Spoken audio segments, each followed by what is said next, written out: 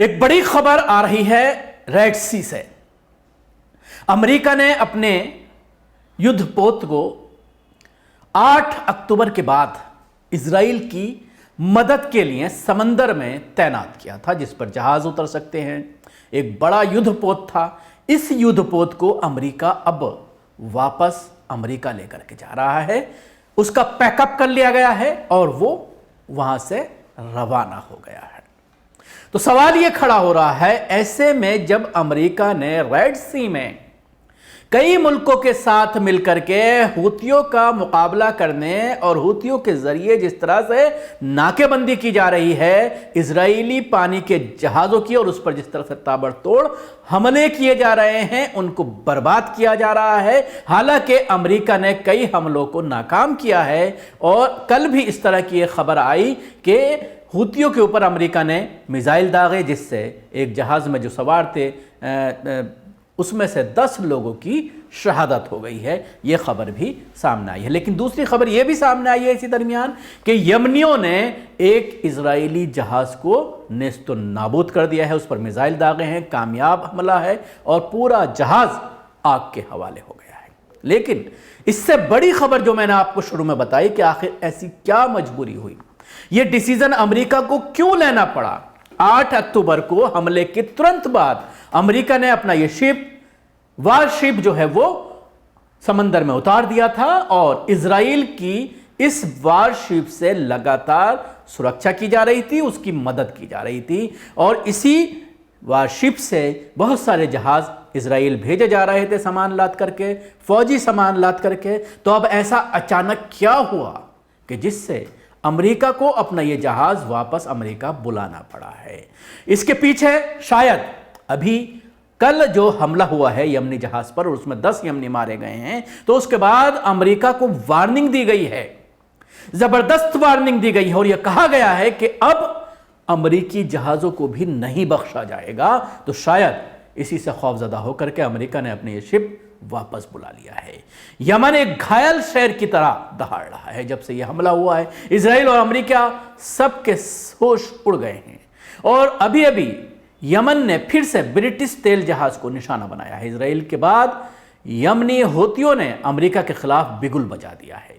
यमनी Houthis का नया घोषणा उन्होंने जारी की है, नई बात उन्होंने कही है। उन्होंने कहा है कि आज अमेरिका ने हमारे जहाज पर हमला कर हमारे 10 लोगों को शहीद कर दिया है। हमारी नौसेना इजरायली जहाज को रोकने के मिशन पर थी। इस अपराध की कीमत अमेरिका को चुकानी पड़ेगी। हमें गजा के मुसलमानों का समर्थन और मदद करने से नहीं रोक सकते। दूसरी ओर यमन के हूतियों ने इजराइल से जुड़े मेस्क जहाज पर सफलतापूर्वक हमला किया है। यमन की सीमा से कोई भी जहाज ना तो इजराइल जा सकता है और ना ही आ सकता है। जो भी इजराइल का समर्थन करेगा और हमसे लड़ेगा, हम उससे लड़ेंगे। यमनी हूतियों के प्रवक्ता का यह बयान भी सामने आया है।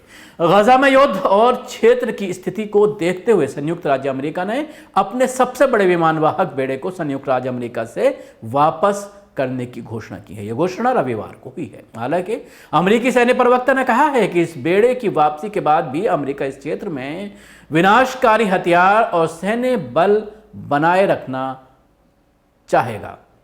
अमेरिका की सबसे बड़ी युद्ध संपत्ति गोराल्ड फोर्ड विमानवाहक पोत 7 अक्टूबर को शुरू हुए इजरायली हमास युद्ध के तुरंत बाद इजराइल की रक्षा और क्षेत्र में अपने हितों की रक्षा के लिए संयुक्त राज्य अमेरिका द्वारा भेजा गया था, लेकिन अब इसे वापस ले लिया गया है और गोराल्ड फोर्ड द मुख्य और मूल घर कुछ समय के लिए नॉरफॉक वर्जीनिया में रहेगा और फिर अगले गणतंत्र के लिए आगे बढ़ेगा। जेराल्ड फोर्ड ने भूमध्य सागर में 2 महीने से अधिक समय बिताया। अपनी वापसी से पहले उन्हें हूतीस के हमले के कारण उत्पन्न स्थिति का सामना करना पड़ा।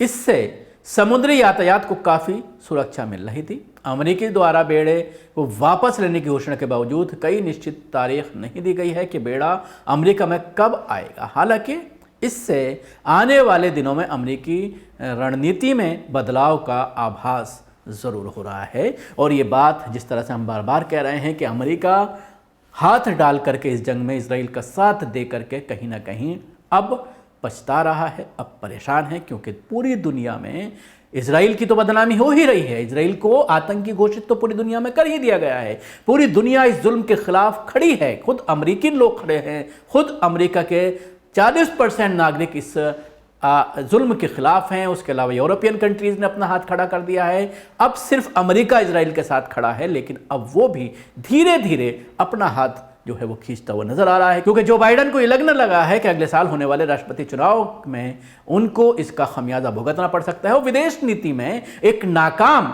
राष्ट्रपति के तौर पर अब उनका नाम जुड़ गया है। शुक्रिया। आपको हमारी कोशिश कैसे लगी जरूर बताएं। हमारे यूट्यूब चैनल को सब्सक्राइब करना ना भूलें। इसके साथ ही बेल आइकन जरूर